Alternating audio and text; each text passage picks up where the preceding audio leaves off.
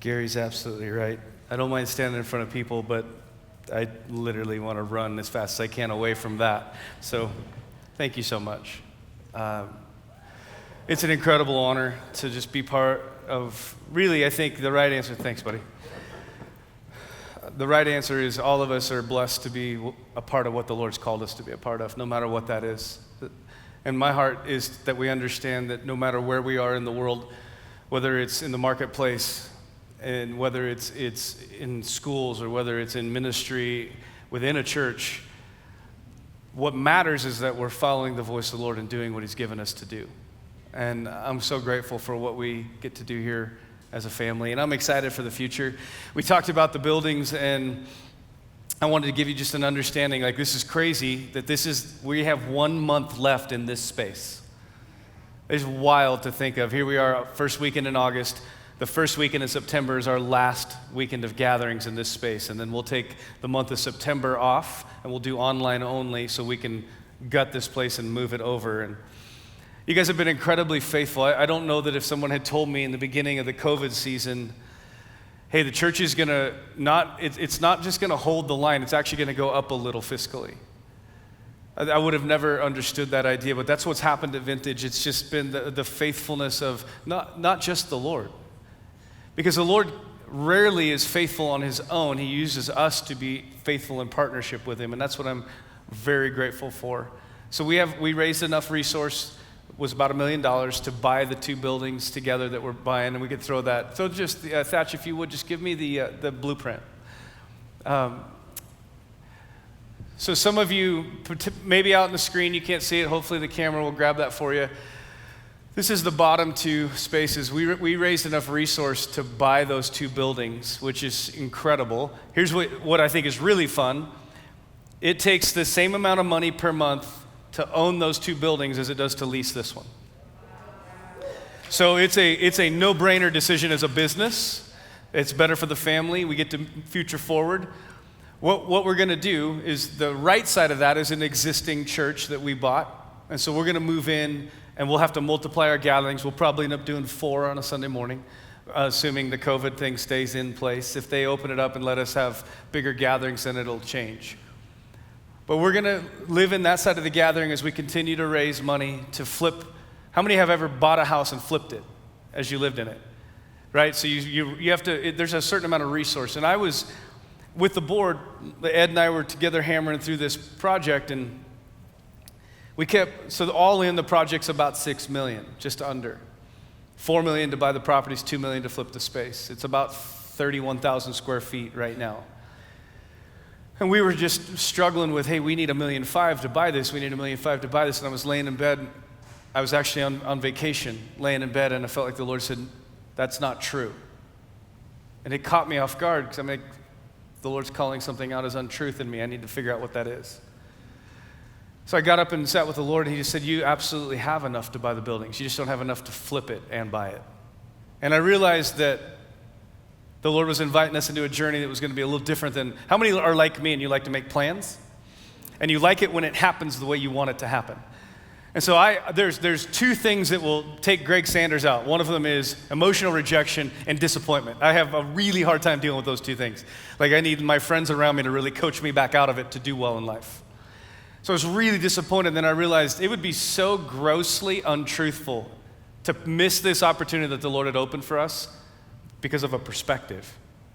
So my goal for us is that we can amass the resources to flip it, which what that means is we got to come up with about another $500,000. But we'll do that as we live in it, with the hope that we can raise those resources by about the 15th of November, and then we can turn the building over to the construction company, and we'd be able to have the full building together for Easter 2021, which is kind of my goal, just to set it out there as a date. That takes a lot of the pressure off us as a family. COVID has been a really interesting season, and there's some things about it for our journey that I think have been fantastic. i.e., we were at about 1,000 to 1,200 people a weekend in our gatherings, and right now, today it was about 600 or so, maybe between 550 and 600 here all in, which was the biggest we'd seen. But right now we're having this respite to where we just get to do online and serve the family that way. So I just feel like the Lord has set this thing in motion. And I don't know that at the beginning of COVID I thought, oh, this is going to work for us. But how many know that that is the promise of the King? That it always works for our benefit if we just trust him. He will always work all things together for good to those who love him and are in Christ Jesus. I'm excited about where we're going to be. I don't want to take a long time, but I didn't share in the first gathering. I felt like I was supposed to in this one. If you have your Bibles, let's go to James chapter 1.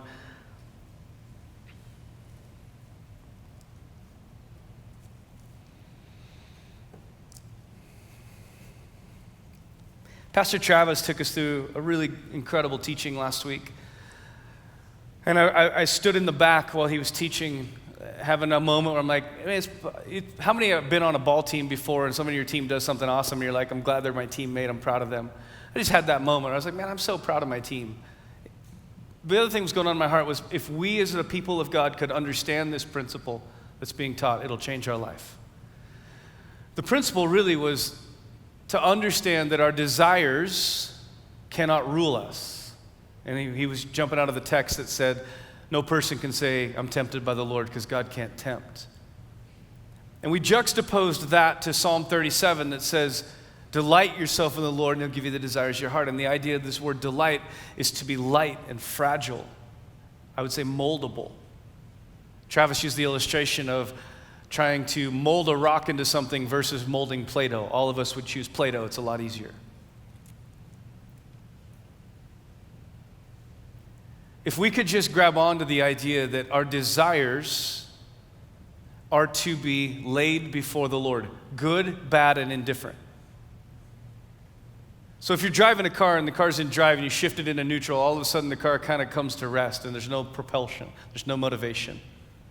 This is the idea of coming to neutral before the Lord. Isaiah 66 will say, blessed is the man or the woman, the person who trembles at the word of the Lord. Now Hebrew, being a pictorial language, in the Hebrew it's a picture of a tree that's sitting idle and the wind comes and it moves it.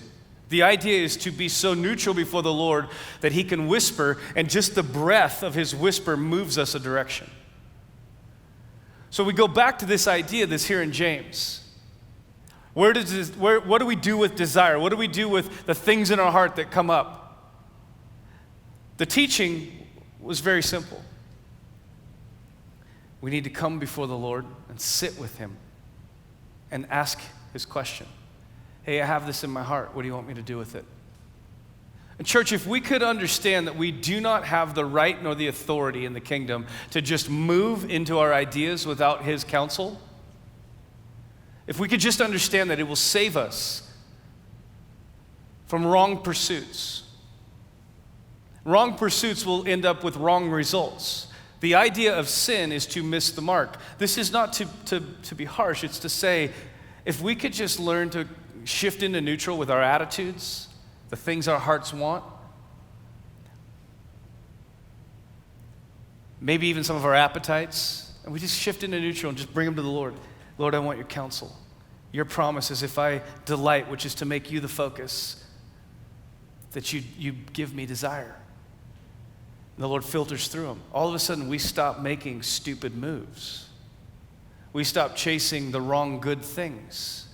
We stop leaning into addiction. Can you imagine sitting with the Lord saying, Lord, I really, really want to move into a drug life. I'm bored and I want to get high. What do you think about it?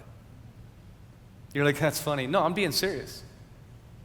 Why is it important? Because when the Lord speaks, according to the scripture, it plants faith in us. It actually puts a seed into us. So every time the voice of the Lord comes into my life, it plants a seed for faith. So I'm no longer trying to white knuckle it. Now I'm walking in obedience to what he says. And there's incredible power in obedience. Because I'm no longer trying to white knuckle it and just be a good person. I'm just saying, no, I'm just doing what the Lord gave me to do. So-and-so, how do you stay in this job? It's just a dumb job. I asked the Lord, what do you want me to do? He said, you want me to stay there? I want us to grab that principle as people. I think this next season in the kingdom, not just in Vintage, is intended by the Lord to be marked by people who delight in him and hear his voice.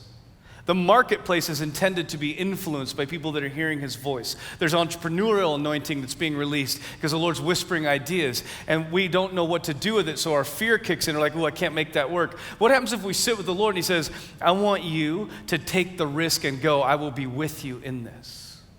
And all of a sudden, we're moving into the marketplace, into ideas, into vision. We're moving into school endeavors. We're moving because the Lord promoted it, not because it was our idea. This is what we were dealing with in James. But all of this has to be anchored with an understanding, and we dealt with it today a little bit. James will go on in the next couple verses.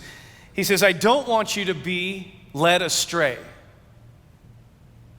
Every good and perfect gift comes from the Father of lights in heaven, in whom there is no shadow of turning. What does James mean? He says, I don't want you to misunderstand this. You have to learn how to delight in the Lord because you understand his goodness. You understand that he is good. His heart for you is good, pleasing, and perfect. He's not there as an ogre in the sky waiting to smack you if you get out of line. I was standing in the back, knew what was going to happen because it happened first gathering. So I was more prepared for it and more uncomfortable actually this time. And I feel like the Lord just said, I want you to talk about living without pretense before me. You see, if I understand his goodness, I quit trying to earn it. I quit trying to present to him what I think he needs me to be. I quit trying to put on a good face and clean up my life so he'll accept me. And I begin to come before him because I've discovered one in whose counsel I can trust. And I'm learning that he's good. Because that's what James says.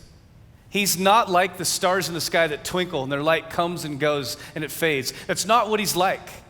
He's not the Father that is for you in one moment, against you the next. See, the problem is because God is a leader, when we have bad leaders, all of a sudden we start to superimpose our leadership history and we assume that's who he is. Because he's a father, all of a sudden our bad dad issues begin to superimpose over who he is. And we start losing sight of his goodness. And James says, wait, time out. He's not like them. He's not like what you see in the earth. He's different. His goodness is pure, it's pleasing, it's perfect.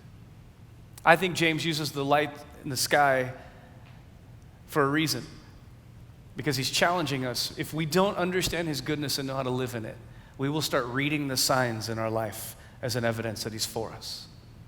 And we'll start reading the signs as an evidence he's against us. And when we do that, it makes us so movable by the enemy, because a bad circumstance, all of a sudden God's mad at us. Or a good circumstance, and we just jump into it and run because God's happy with me. And see, what Pastor Trav talked about last week and what we have to know is to vet our desire before the Lord means we just sit with him and say, hey, this is what's going on in my heart.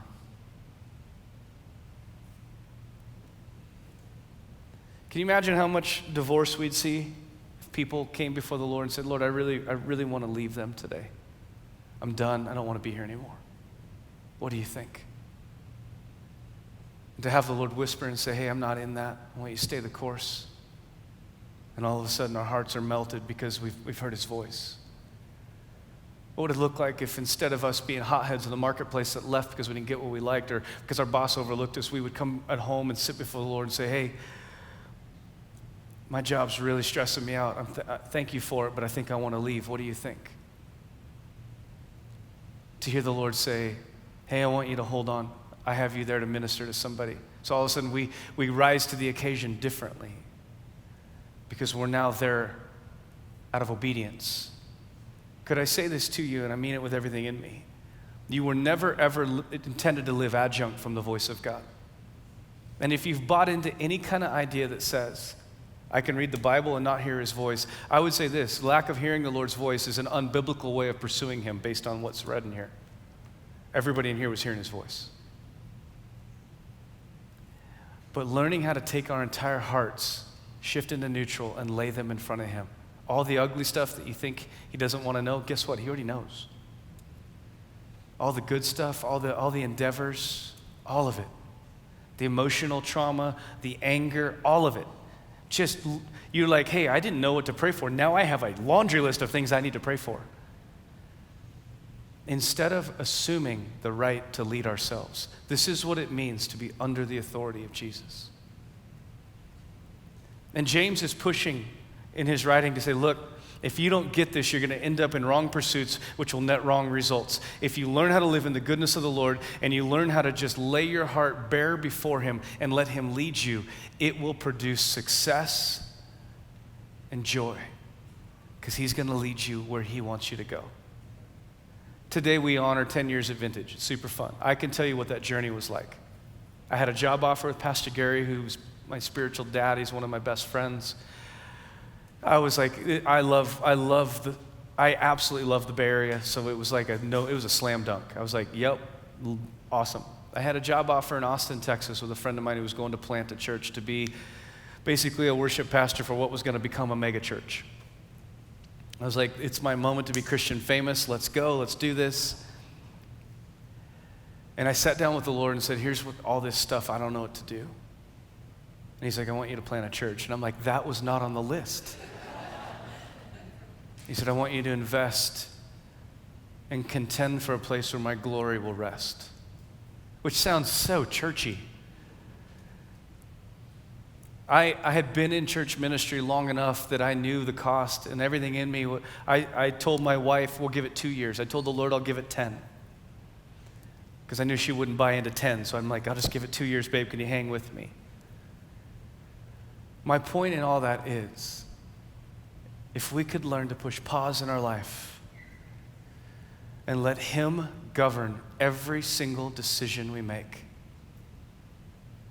I'm not talking about what color socks to wear. That's weird. Don't do that. I'm not talking about where to eat. That's bizarre. Assume that he gave you a brain because he loves you and wants you to succeed in life. I'm talking about having the counsel of a friend where you'd say, I don't want to make decisions without you. I love your voice. I don't even want to try. Why in the world would I try it alone when I could have the wisdom of heaven in every decision? It makes no sense. Yeah, but what if he doesn't give me what I want? Oh, you see, that's an important idea. Wouldn't we all agree, I want what he wants for me because everything he wants for me is good, pleasing, and perfect? Then we have to relinquish the ability to control what that is. We have to yield it and say, I am not my own. I was bought with a price, so here's my life. I trust you to lead me. And where you lead me, I will follow. I'll put a smile on and I'll serve.